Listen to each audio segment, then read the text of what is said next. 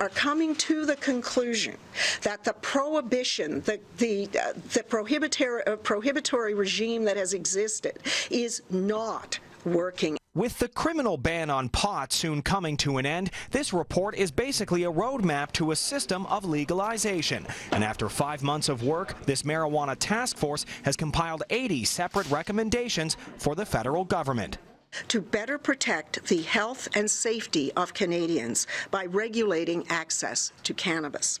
So let's break down the key recommendations. The report suggests the government set a minimum age limit of 18, allow marijuana to be sold through mail order and storefront shops, but not where alcohol and tobacco are sold, impose restrictions similar to tobacco, such as plain packaging, and banning any products that could appeal to children like lollipops, candies, or brownies, and that people be allowed to grow their own marijuana plants, but no more than 4 per person.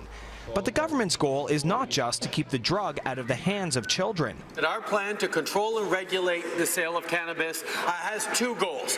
One, to keep it out of the hands of our kids. Right now, kids have easy access to cannabis across this country.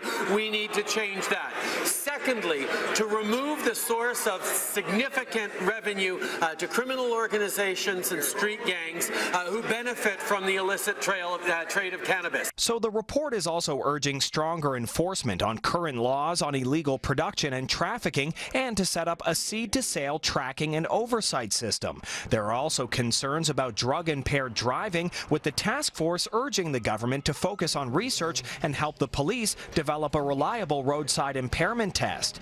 This is of particular concern to the opposition. For the Liberals to move forward and bring forth legislation before there's proper testing out there is irresponsible.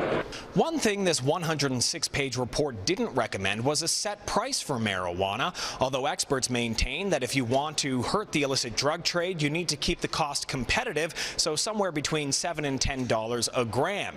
In the end, there's a lot for the feds to mull over, and it's not clear which recommendations they will accept, deny, or alter. The ministers for Justice and Health say they will be reviewing the report before crafting legislation that they will introduce behind me here in the House of Commons in the spring. In Ottawa, Cormac Mac Sweeney, City News.